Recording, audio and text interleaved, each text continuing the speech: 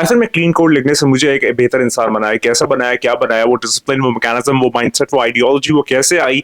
एक clean code लिखने से पाइथन में क्या सिर्फ आप कोई चीज बना रहे हो तो, या सॉफ्टवेयर बिल्ड कर रहे हो तो, या आप अपने आप को खुद बिल्ड कर रहे हो तो, इन सब पे बात करने जा रहे हैं कि कैसे क्लीन कोड जो है वो आपको और बहुत ज्यादा आइडियलिस्टिक, बहुत ज्यादा ऑथेंटिक और बहुत ज्यादा एज अ कैटलिस्ट बना सकता है किसी भी फॉर्मेशन में लाइफ के। इन सब पे बात करने जा रहे हैं वीडियो। अच्छा, बात स्टार्ट करते हैं। तो आज की वीडियो में मैं बात करने जा रहा हूँ, मैंने कुछ पॉइंटर्स बनाए, स्ट्रेट टू द टॉपिक चलते हैं कि पाइथन कोड से मैं कैसे एक बेहतर इंसान बना और क्या क्या लर्निंग्स है मेरी उसकी, उस सब पे बात करते हैं। तो पहला जो पॉइंट है वो बहुत स्ट्रेट फॉरवर्ड है और वो है चेंज का मोमेंट। जब ऐसा एक पैराडाइम आ जाता है कि जब तुम्हें लगता है कि अब जो है वो चेंज की जरूरत है। तो फिर एक दिन मैं सोच रहा था कि मैंने कई सारे पाइथन कोड्स लिखे हैं, मशीन लर्निंग मॉडल्स बनाए हैं। खासकर मैं जनरल चीज़ों की बात कर रहा हूँ कि जो आपका बैकएंड का कोड होता है, मॉडल का जो है वो YAML फाइल बन जाती है, .h5 फाइल बन जाती है, वो थोड़ी एक अलग चीज़ है।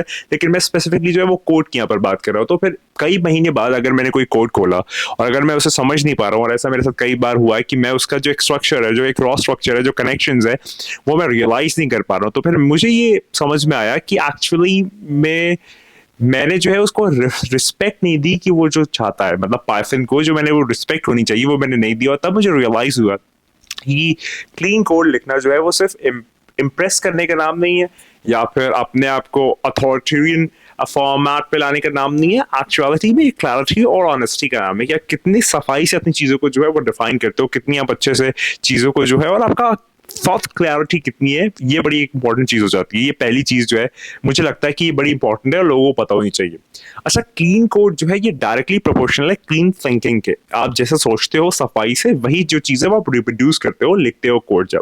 तो जब मैं कोड लिख रहा होता हूँ तो फिर जरूरी नहीं है कि आपको, जब वो डॉक्यूमेंट्रीज या फिर मूवीज में दिखाया जाता है कि आप जो है वो एकदम WPM 100+ के ऊपर टाइप कर रहे हो और क्या कर रहे हो बस कुछ नहीं पता, बस टाइप कर रहे हो। नहीं, ऐसा नहीं होता।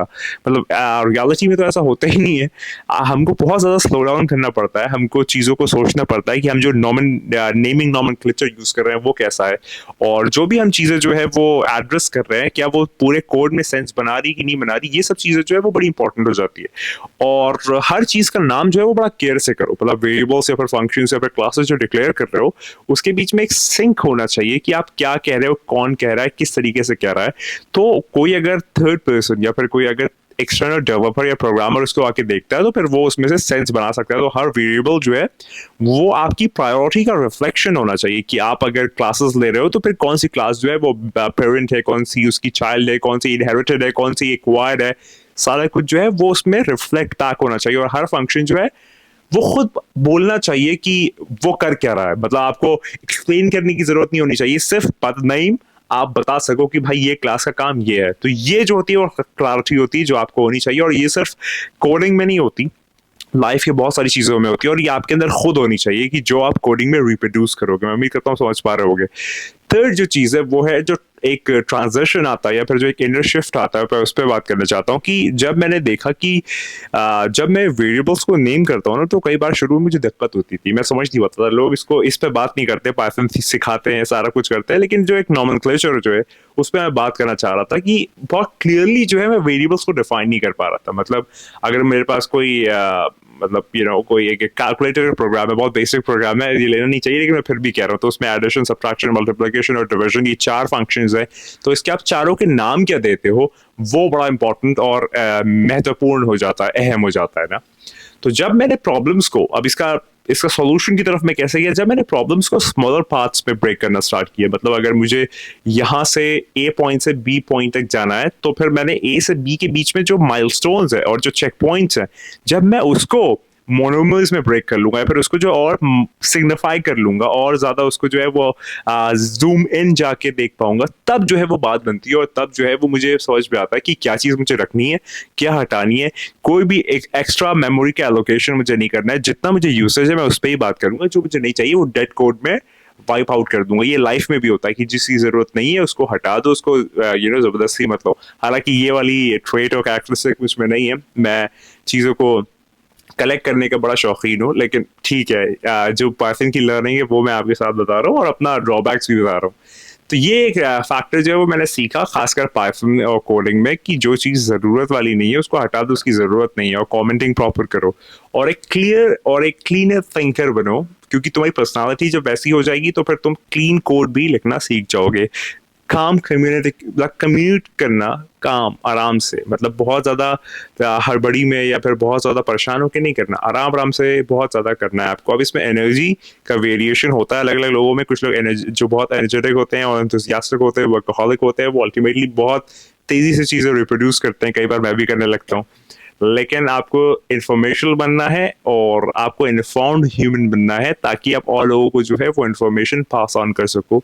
तो ये एक इनर शिफ्ट के बारे में बात करूं, और बात अगर मैं इसको कंप्लीट पे लाऊं, तो मैं ऐसा कहूंगा कि हो सकता है कि मैं कोड जो है, बल्कि ऐसा ही होता है मुझे लगता है, कोड जो है वो हम इसलिए नहीं लगते कि हम कोई पीस ऑफ सॉफ्टवेयर या फिर मॉडल या फिर कोई कोई फंक्शन या क्लासेस या कोई भी चीज़ बना रहे हो, या फिर कोई एप्लीकेशन बना रहे हो, या वेब ऐप बना रहे हो, या कुछ भी ऐसा बना रहे हो। मुझे ऐसा लगता है पर्सनली कि जो आपका एक बेसिक नोशन है कोड लिखने का, वो ये नहीं है कि आप चीज़ों को बिल्ड कर रहे हो, बल्कि आप खुद को बिल्ड कर रहे हो। आप समझ पा रहे हो? क्योंकि जो जो आप कोड के पूरे एक लाइफ साइकिल में चीज़ें करते हो, वो एक्चुअली में आप अपने अंदर से जो है वो रिफ्लेक्ट बैक कर रहे हो स्क्रीन्स पे या फिर कीबोर्ड्स पे। वो कोई ऑल ऑफ अ सडन कहीं से नहीं आ रहा है, वो वही चीज़ है कि जो तुमने सीखी है, तुम्हारी पर्सनालिटी में है, वो वहाँ पर रिफ्लेक्ट बैक होती है। तो फिर कोई भी, अगर तुम मुझे किसी का कोड दिखाओ 2-3 लोगों का, तो मैं उसकी पर्सनालिटी का कुछ नो हाउ लगा लूंगा कि हाँ भाई ये किस टाइप का आदमी है, उसके वेरिएबल के डिक्लेरेशन से, उसकी कमेंटिंग से, उसके स्ट्रक्चर से, ये सारी चीज़ें पता लग जाती है। आप थोड़ा थोड़ा जब एक्सपीरियंस लेते हो, तो फिर आपको आइडिया लगने लगता है कि हाँ भाई ये इस तरीके से सोचता है, इसका इस तरीके का माइंडसेट है। और अलग अलग लोग होते हैं, कुछ गीक्स होते हैं, कुछ नर्ड्स होते हैं, कुछ गाइज होते हैं, तो उसमें अलग अलग वेरिएशन है। लेकिन जो मैं समझता हूँ, तो इस चीज़ को ऐसा समझो कि एक पॉज लो, अपने आप को समझो, और फिर जो अपने आप को तुम्हारी पर्सनालिटी जैसी होती है ना, वो फिर तुम रिफ्लेक्ट बैक करते हो कोड में। ये बड़ी इंपॉर्टेंट हो जाती है। तो अपना होमवर्क करना बड़ा जरूरी है। विद द टाइम आता है, ये एक बार ही नहीं आता। विद द टाइम जो है वो जैसे जैसे तुम प्रोग्रेस करोगे, वैसे वैसे तुम और अच्छा कोड जो है वो लिखना स्टार्ट कर दोगे। कोड को जो है वो फिलोसफी समझो, प्रोग्रामिंग नहीं। ऐसा मुझे लगता है कोड जो है वो टाइपिंग का नाम नहीं है, सोचने का नाम है, थिंकिंग का नाम है। अगर जब ये रियलाइज कर लोगे, तो फिर हो सकता है कि तुम कोड लिखने के लिए 20% टाइम लो, 80% टाइम जो है वो तुम सिर्फ सोचने के लिए लो। और यही होना चाहिए।